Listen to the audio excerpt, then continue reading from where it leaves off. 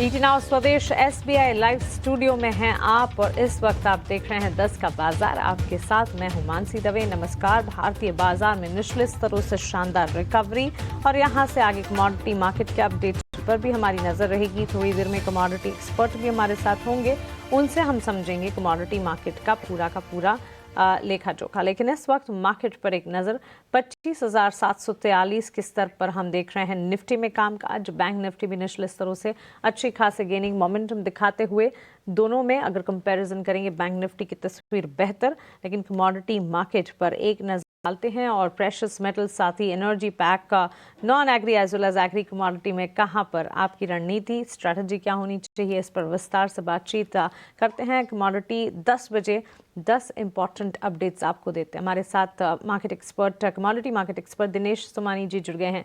Dinesh ji, good morning, स्वागत है आपका ईटी नाउ स्वदेश में। शुरुआत प्रेशियस मेटल्स बुलियन मार्केट से ही करना चाहेंगे।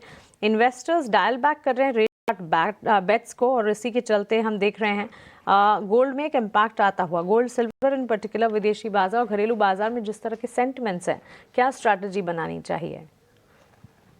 जी बिल्कुल, पिछले वीक हमने देखा गोल्ड में एक शानदार रिकवरी आते हुए। देखिए 1,18,000 के लेवल से 1,22,000 के लेवल तक की मार्केट में एक रिकवरी देखने मिली है। माफ कीजिएगा, बट मुझे लगता है इस वीक थोड़ी सी मुनाफा वसूली इसमें दोबारा देखने मिल सकती है। 1,21,800 के आसपास के लेवल से अगर गोल्ड में आते हैं तो वहां पर शॉर्ट सेल क्रिएट किया जा सकता है। 1,21,200 के लेवल्स मतलब 500 रुपया डाउनसाइड वहां से हमें देखने मिलेगा और 1,22,150 का एटलीस्ट स्टॉप लॉस मेंटेन कर सकते हैं।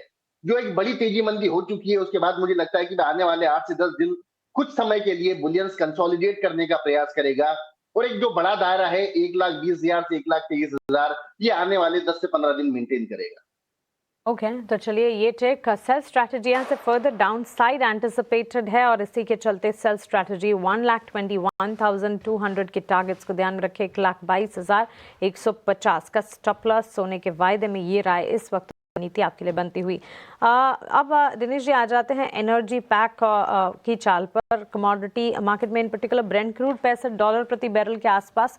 ओपेक प्लस ने जो पॉज किया ऑयल आउटपुट हाइक बियॉन्ड दिसंबर, ऑफकोर्स ग्लट फेयर्स थे उसके चलते और उसका एक इम्पैक्ट है जो कि एनर्जी पैक पर पड़ता हुआ दिख रहा है। नेचुरल गैस में कमजोरी, लेकिन ब्रेंट क्रूड और घरेलू बाजार में कच्चे तेल की चाल पर क्या राय होगी?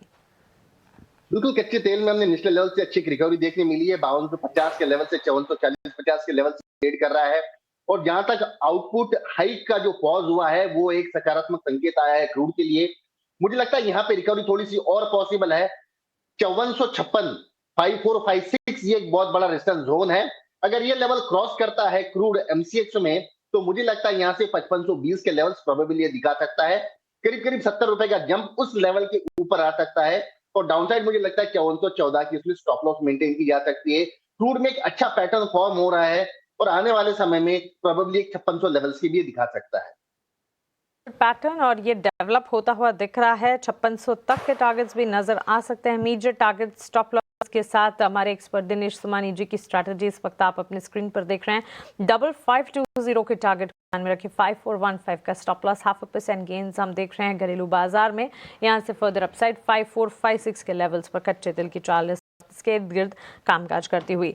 बेस मेटल्स की चाल पर आ जाते हैं और बेस मेटल में कॉपर, लिंक, लेड, एल्यूमिनियम, जिंक की चाल की बात करें, क्या कोई बाइंग इंटरेस्ट जिंक कॉपर में डेवलप होता हुआ दिनेश जी आपकी तरफ से?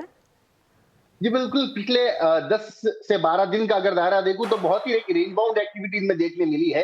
प्रोबेबली एक बड़े मूव के बाद में कंसोलिडेशन फेज है। इस वीक में मुझे लगता है ये कंसोलिडेशन फेज खत्म हो सकता है और प्रोबेबली यहाँ से ऑल बेस मेटल्स गोल्ड अपना कॉपर, जिंक और एल्यूमिनियम इन तीनों में एक अच्छा मूव हमें देखने मिल सकता है। कॉपर अगर 1010 के आसपास आता है तो बाय करना चाहिए। 1004 का स्टॉप लॉस मेंटेन करें और 1022 का इसमें टारगेट देखा जा सकता है। जिंक अगर मैं बात करूं तो 301.80 रुपया के आसपास जिंक बाय करना चाहिए।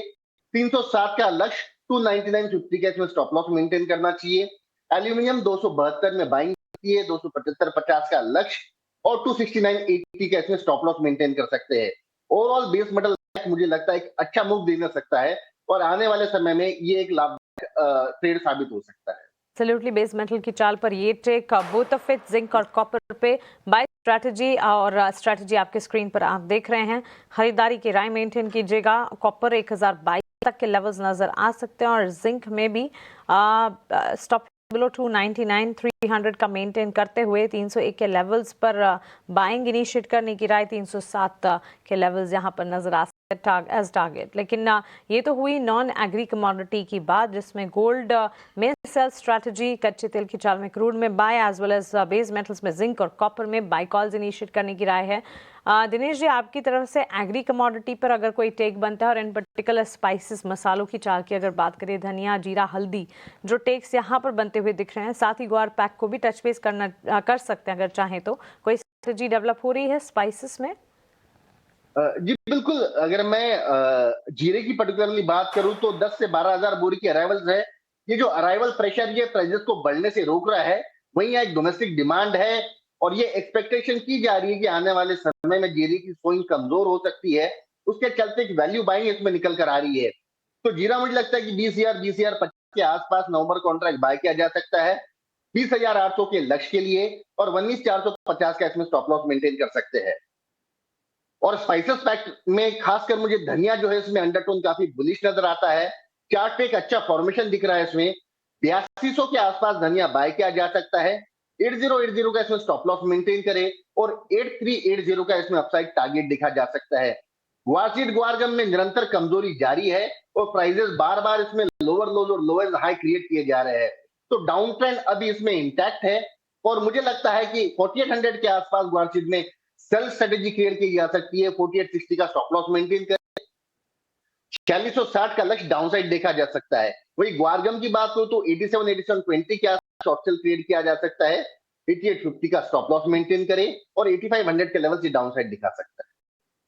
तो चलिए, ये टेक मसालों की चाल पर, agri commodity as well as guar pack पर हमें मिलती हुई। दिनेश जी, बहुत शुक्रिया आपका हमारे साथ जुड़ने के लिए, सवाल जवाब देने के लिए, commodity market both non agri as well as agri market पर अपना टेक हमें बताने के लिए। Thank you so much, have a nice day to you.